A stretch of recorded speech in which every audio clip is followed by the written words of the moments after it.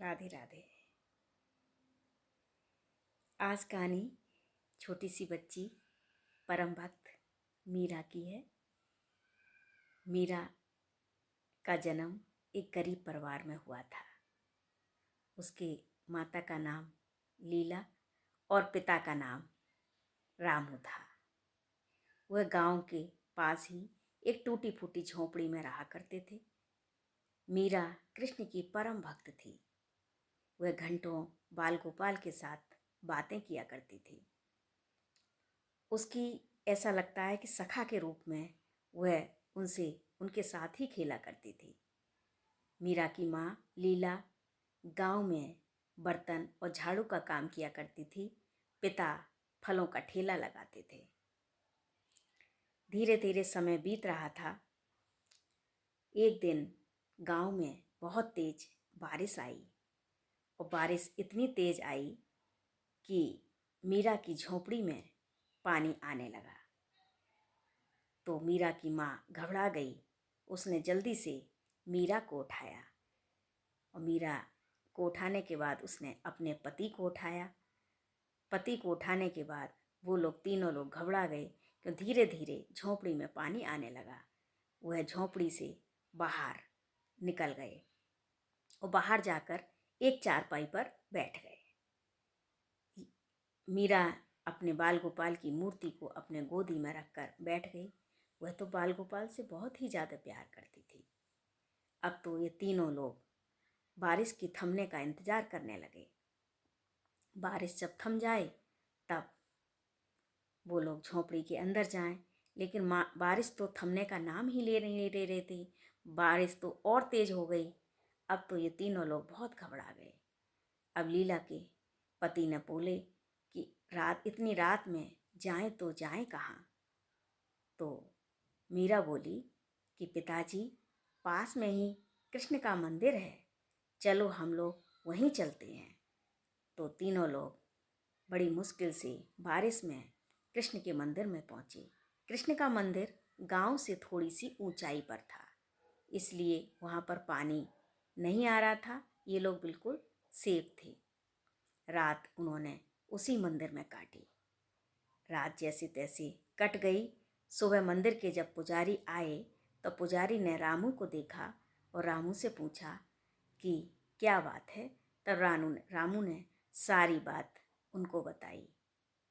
तब उन्होंने कहा, ये बच्ची मीरा तो डेली आती है यहाँ पर अपने बाल गोपाल को लेकर कान्हा जी के दर्शन करने के लिए। बच्ची वास्तव में बहुत अच्छी है, बहुत भक्त है। आप भगवान की शरण में आए हैं, जब तक आपका मन हो तब तक आप रहें। अब लीला और लीला के पति और मीरा वहीं मंदिर में रहने लगे। जब थोड़ा समय सध गया तो रामू ने एक मंदिर के पास में ही एक फलों की दुकान खोल ली और पास में ही एक किराए पर कमरा ले लिया। वे लोग उसी में रहने लगे। धीरे धीरे समय बीतता गया और मीरा बड़ी हो गई। तब रामू के पास में ही एक श्यामलाल पंसारी की दुकान थी। श्यामलाल को उनकी बेटी बहुत अच्छी लगती थी। श्यामलाल ने अपने बेटे के लिए रामू से उसकी बेटी का रिश्ता मांगा। तो रामू बहुत खुश हुआ। खुश होते होते घर पर आया और अपनी लीला से बोला कि आज बहुत बढ़िया खुशखबरी है। मेरे पास में श्यामलाल की जो पंसारी की दुकान है, उन लोगों ने अपनी बेटी का रिश्ता मांगा है। तभी मीरा ने बीच में टोका और बोला कि नहीं पिताजी, मैं शादी नहीं करूँगी। नहीं बेटा, क्यों? क्योंकि मेरे लिए तो मेरे बाल गोपाल हैं और आप लोग हैं, मुझे शादी की क्या ज़रूरत है। तो लीला ने समझाया, नहीं बेटा, शादी तो करनी है। हम लोग कितने दिन के हैं, तुम्हें शादी तो करनी पड़ेगी। और हम तो तुम्हारे पति से बात कर लेंगे कि तुम्हें कभी बाल गोपाल से दूर ना होने दें। तो उसने मीरा ने अपने माता पिता की बात मानकर शादी कर ली। उसकी धर्मेश के साथ शादी हो गई। जब तक धर्मेश के पिता थे तब तक सब कुछ ठीक रहा, लेकिन धर्मेश के पिता के मृत्यु को प्राप्त होने के बाद धर्मेश की हालत बहुत खराब हो गई। वह काम तो करता नहीं था, घर में गरीबी आ गई और उसको नशा करने की आदत थी। वह रात को अपने दोस्तों के साथ नशा किया करता था। अब तो वह मीरा जैसे तैसे गांव में बर्तन धोने का, झाड़ू पोंछा करने का काम करने लगी। जैसे तैसे वह कमा कर लाती थी, वो भी धर्मेश छीन लेता था। अब तो इतनी तंगी आ गई थी, बहुत ज़्यादा। धीरे धीरे नशा करने के कारण धर्मेश बीमार रहने लगा और बीमारी के कारण एक दिन उसका देहांत हो गया। देहांत के बाद मीरा अब तो अकेली हो गई। मीरा का अब कोई नहीं था, क्योंकि कुछ दिन पहले उसके माता पिता का भी देहांत हो गया था। अब तो मीरा अकेली थी। अब जाए तो जाए कहाँ। कुछ दिन तो मीरा रही, लेकिन थोड़े दिनों बाद मीरा ने एक सुंदर से पुत्र को जन्म दिया। अब तो उसका जीने का सहारा आ गया था। अब तो वह पुत्र के साथ बहुत खुश रहने लगी।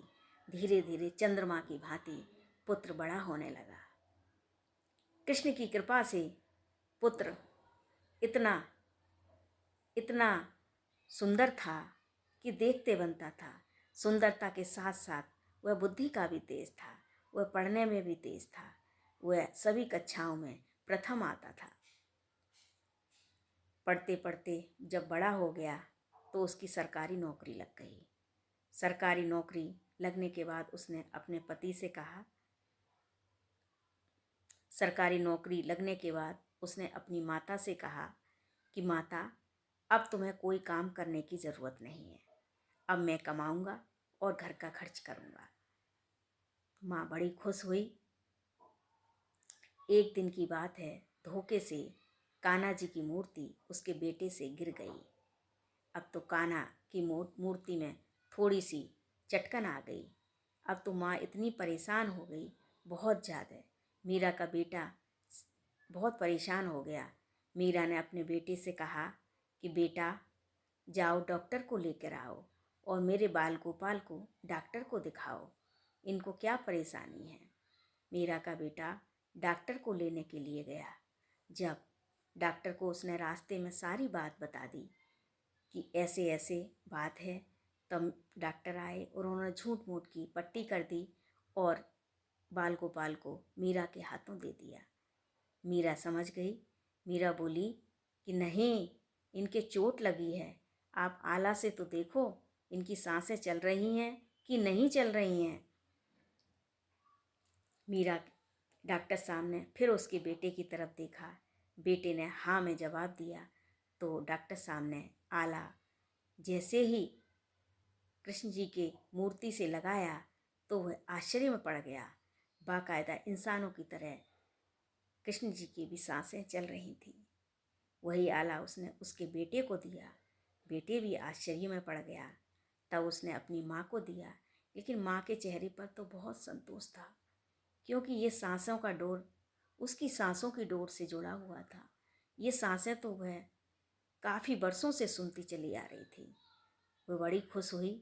उसने कहा, मेरे कान्हा जी बिल्कुल ठीक हैं, और उसने आला दे दिया। ये कहानी से ये शिक्षा मिलती है कि जब हम किसी पर विश्वास करते हैं तो विश्वास का फल मीठा होता है, कृष्ण अंत भी अच्छा होता है।